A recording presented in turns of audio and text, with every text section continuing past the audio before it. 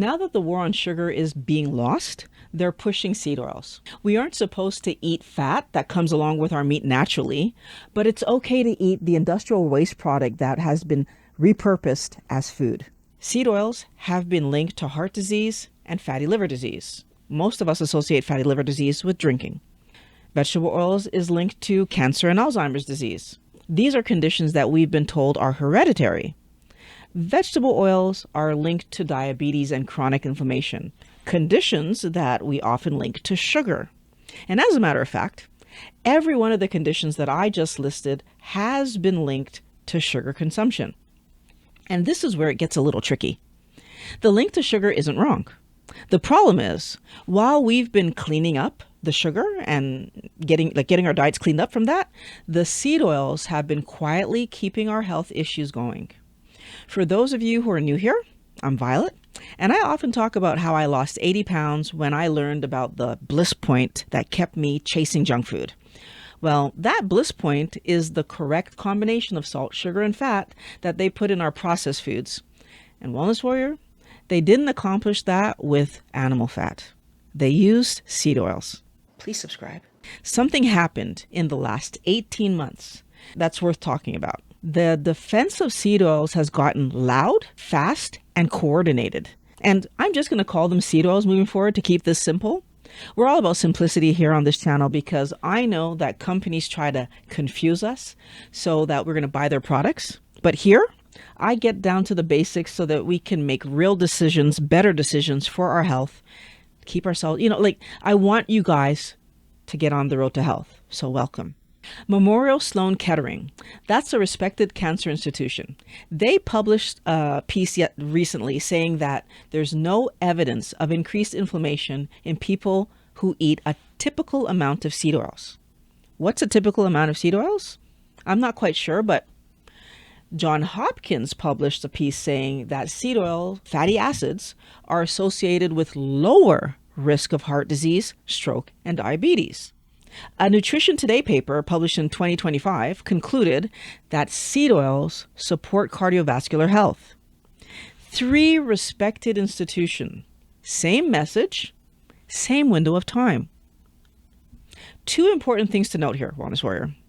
These publications were funded either directly or indirectly by industries that will benefit from their outcomes, right? So the studies were not pristine, is what I'm trying to say. More importantly, there's a pattern that's clear. Seed oils have gotten a coordinated wave of defense research in a short 18-month period of time. And the media coverage of that research has been pushed out. So it's gone very wide and very far. But during the same time, as a matter of fact, in the same month that the 2025 Nutrition Today study article came out, there was another one published by Weill and Cornell Medicine. This is a peer-reviewed article, and that study showed that linoleic acid, the main fatty acid in seed oils, activates a growth pathway inside aggressive breast cancer tumors. So newly diagnosed women with triple negative breast cancer had elevated linoleic acid in their tumors, in their blood. The media coverage for the Weill and Cornell Medicine article, negligible. This is more than just convincing us, so you and I, that seed oils are harmless. They are also making recommendations for how much we can have per day. So quick question for you. If this thing is at best harmless, why do I need dosing recommendations? Okay, so apparently we can have 12 grams per day. That's adult women, right? We can have 12 grams. And when I read that, my automatic thought was 12 grams of seed oil. No, that's not what it means. Even though that's exactly how any logical person would have read it. What they meant was 12 grams of linoleic acid. Here's what's stupid. The amount of linoleic acid in a tablespoon of avocado oil is 1.5 grams. The amount of linoleic acid in a tablespoon of safflower oil is 9 grams. Every oil has a different amount of linoleic acid. Wellness Warrior, that means that I could totally believe that I was keeping my intake low by limiting myself to a tablespoon or two of seed oil and be taking up to 6 times the amount that I think I'm taking if I change oils. But I could also be assuming that everybody uses canola oil, right? And then I go to my favorite restaurant, but they're using safflower oil because it's cheaper. There is no way for us to ensure that we keep our intake to 12 grams max per day. First of all, we can't even measure the linoleic acid that we're having because we don't. But second of all, there are so many types of seed oils, all having different amounts of linoleic acid. How will we know what restaurant is using what seed oil or what product, like any of these silly things, has which seed oil in it? And just when I thought that it couldn't get any worse, I learned that the 12 grams isn't a maximum. It's a daily recommended minimum. There's actually no upper limit, according to their research. I'm going to come back to this point, but for now, what I want you to pay attention to is if they were actually trying to give us a real recommendation, they'd be giving us a real number that we could measure and actually use. But even if we wanted to follow their guidelines, when I learned how they came up with the 12 grams, I seriously thought that they must have thought no one was going to check. Because it makes no sense. So before I tell you what they did, I want to ask you a simple question. If you learned that the weight charts that when at the doctor, when you weigh this and they tell you if you're underweight, real good weight, if you learned that weight chart was going to be changed, and how they were going to do this is that they took the average, and let's say, for example, a 5 foot tall, 5'4" woman weighing 155 pounds would now be considered, underweight, even though on today's chart, that person is like smack dab in like the good weight category. So that would mean that for anybody who's possibly maybe overweight or maybe obese, you now fall into the new category that you might be normal weight, right? If you found out that that's what they were going to do, would you all of a sudden have no worries about your weight? Would you be fine? Would you be like, I don't have to diet anymore? I could just... Wellness Warrior, this is something that they do to us all the time. They change the goalposts to suit the current narrative, even though it doesn't improve our lives or aid in the health, in our health moving. Dr. Eckberg has made a video about this related to our blood pressure. And that's exactly what they're doing here. Rather than investigate how much linoleic acid the body needs to function and thrive, because we don't want to just make it by, we want to do good, they decided to just choose a number. And they chose the number based on how much Americans were already eating back in the 1990s. And then they called it adequate. Okay, let's look at that for a second. This accounting is doing something really amazing for their finances.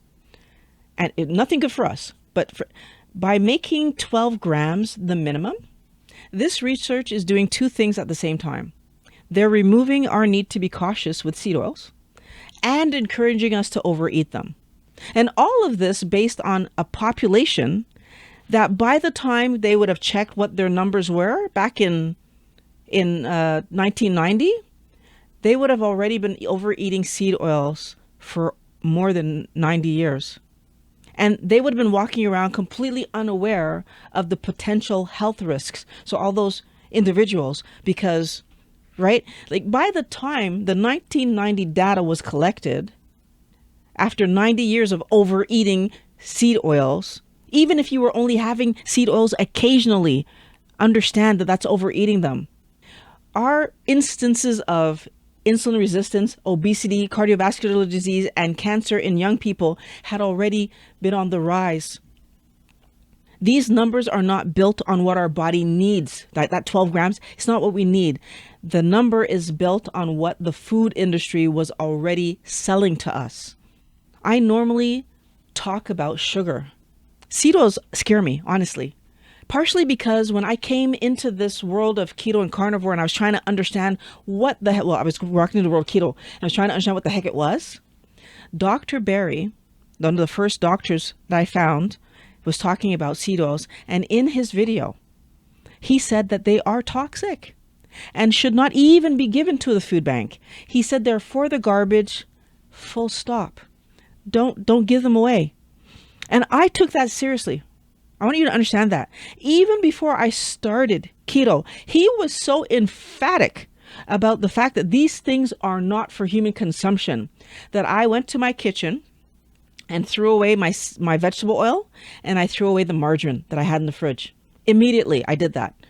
Now, fast forward to today, I finally understand why seed oils are worse than sugar. Since I was born, I was overeating sugar and seed oils without knowing, obviously. None of us knew. And 8 years ago, I got my carbs down doing keto, and my body was able to regulate my blood sugar and my insulin levels back to what they should have been. And after about 2 weeks, the sugar in my body was back to normal levels, and I felt great. Insulin, right, came down to no more cravings. I had more energy and my joint pain reduced dramatically. Now that's why I had started keto in the first place. I had joint pain. I didn't start for weight loss, although I got weight loss. I started because I was in pain. But seed oils don't work like sugar. Linoleic acid is structural. That means that it gets built into our cells, so the cell membranes, our organs, and other tissues. And the excess gets stored in our fat cells. But when we stop eating them, it takes 2 years for our body to eliminate half of what was taken in. Yeah, that means that 4 years from the day that, if I would stop today, 4 years from now, I would still have 25% of the seed oils that I had eaten today in my body. This is critical to why seed oils scare me so much, Wellness Warrior. What I eat today will only be 50% out of my body 2 years from now, but I'm being told that I can have 12 grams of it daily, even though that's twice as much as my body actually needs. That means that I'm building up a reserve in my body. That should scare us, because that's exactly what is being found. The body is designed to function with 1 to 2% of its fatty acids being linoleic acid, but we're walking around with closer to 22%. That is not a small excess, a amount of excess. That is 10 times what the body needs. What's alarming for me was seeing that seed oils are in everything, not just cookies and junk food. It's in the sauces, the creamers, and so many things that we wouldn't imagine needed to have oil in them. Have oil in them. We cook with it, right? Like, we don't realize that we're creating damage in our body. Fried chicken. I used to make fried chicken, like deep fried chicken, was using vegetable oil. And even making pasta, I would pour a little tablespoon in the water to make it not to boil over on my stove. Every bite of seed oil I've had has been walking forward with me because I never give my body a chance to clear them. That wasn't something I was even thinking about. Everything that I've ever read pointed to the bliss point only being about dopamine hits and getting us to overeat. But today, I fear that the companies have been even more sinister in their intention, in their internal language than I'd ever given them credit for. Because what I learned about linoleic acid and sugar is honestly ruthless if they're doing this to us on purpose. Those stored linoleic acid molecules that are all over our body aren't just there sleeping. Every time blood sugar rises, even modestly, the glucose interacts with the linoleic acid and oxidizes it. Oxidized linoleic acid produces inflammatory compounds that drive joint pain, brain fog, cardiovascular damage, insulin resistance. Do you see what's happening here? Those processed foods that they sell us as healthy, convenient, fun, sometimes even as helping us with our weight and diet, right? Are actually delivering a steady stream of seed oils and sugar to keep us nice and inflamed. Wellness warrior, if you stayed on plan and stuck to your diet but still felt the pain or brain fog or rashes or like all the crazy symptoms, that one meal per month that you might have been having out could have been bringing in more seed oils, creating that occasional whatever. It's enough to top up your seed oils for a complete new year. And the worst part, something that makes so much sense to me now, but like when I look at the people online, they're complaining that this is the inflammation is not going away, the rashes, the dandruff, all the stuff that they were complaining about that they thought the food was going to help them to solve. Even if you do everything perfectly, as they were claiming to be doing, teaching it to us, they were saying they were doing it. If you do everything right, eat at home so all of your meals are made with ingredients that you know and there aren't any seed oils at all. Because it takes years to get back to baseline numbers of linoleic acid, every time you eat a keto meal, that little bit of carbohydrate that you're eating in that keto meal can still be enough when it's combined with the linoleic acid that you've been carrying for years to trigger inflammatory compounds and set your body off reacting. The inflammatory signal could be high enough that it makes you believe that keto just doesn't work, like healthy eating isn't working for you. That's not it. Not it at all, wellness warrior. The damage cycle doesn't need you to eat the seed oils today. It only needs you to spike your glucose and insulin, and then the seed oils from last year or the year before that are still extra in your body, do the rest. This is a cooperative damage the institutions are purposefully not telling us about. So back to that bliss point. That right combination of salt, sugar, and fat that keeps us seeking their assistance and needing their medical help. That one meal off plan where we don't control the oil delivers enough seed oil to keep us topped up for an entire new year. And every time I hear the word moderation, I want to scream. But in today's conversation, I'm just going to show you the data and allow you to tell me if I'm overreacting. If we were to start where I was 8 years ago, eating standard diet and therefore 10 times the amount of linoleic acid in my body than should be there. If I put down all processed foods and only cooked at home so that I was certain I only got real animal fats, I would be back to my healthy linoleic acid numbers in 14 years. But if I allow myself one restaurant meal per year, I can be at healthy linoleic acid numbers by 15 years. If I allowed myself to have monthly restaurant meals, it would take me 20-ish years to reach 2.1%. So that's where I would plateau. I am now above the amount that I'm supposed to be. Forever, I'd stay there. If I decided that I will allow myself to go to a restaurant weekly, I would plateau at 3.7% and it would stay there. So we have Dr. Barry on one side telling us that this stuff is for the garbage. And we have researchers on the other side who are funded by, telling us to keep it moderate. Their numbers we can't follow because they aren't clear, and their definition of moderate, 12 grams per day, doesn't actually mean moderation, right?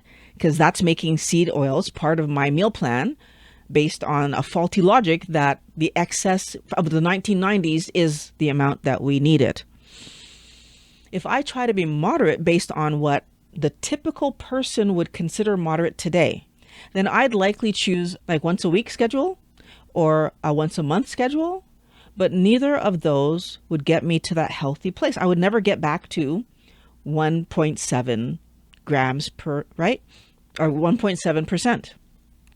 So, does being slightly above 1.7% really matter?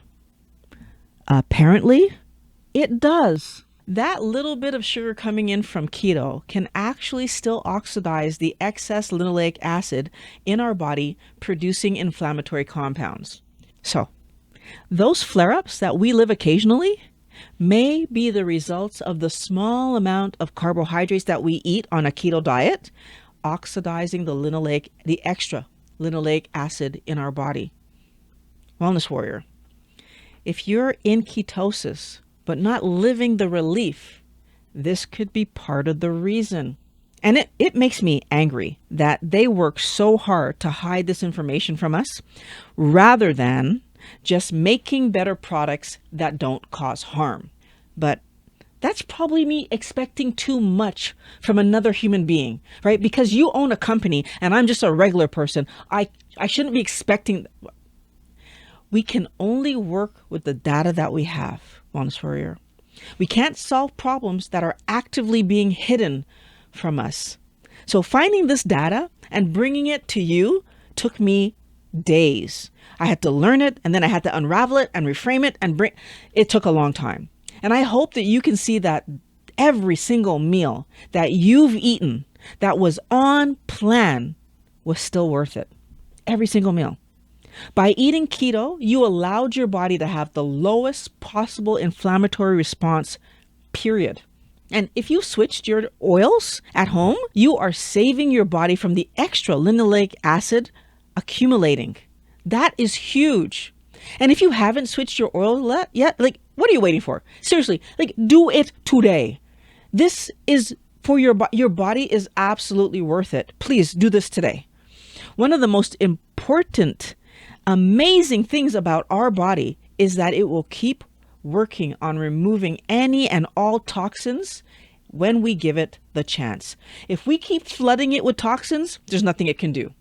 I'm telling you about this lie and how seed oils actually overload us with linoleic acid so that you can make changes and give your body a chance to heal.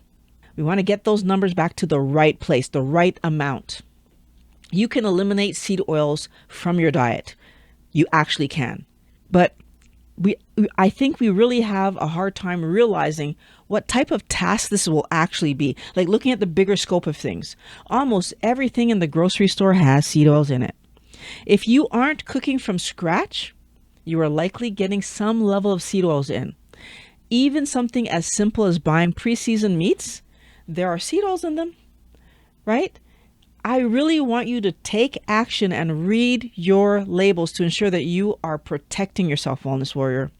And if you've actually removed the seed oils and have been keto for 2 to 5 years, or even more than that, and you're still having symptoms, then you might also want to think about lowering your carb count a little more. Sometimes that can just bring it down to the amount that we're not like making this reaction happen. What can you put aside to give your body less interaction with sugar and test if the sugar is, if there's a reaction happening here? That's what the problem is. Because if you feel better when you do that, you could try to do carnivore full time. If that would help you to feel amazing, get out there and live your life. Companies have manipulated our lives for long enough. It is time to take back control. If you see yourself in today's conversation, what are you going to do to help yourself heal? Please let me know. Writing it out can be the accountability to help you to stop what they've been tricking you into doing. So write it down. And to help you stay on track, this is the video that I want you to watch next. So click on that and I'm going to meet you over there on the road to health.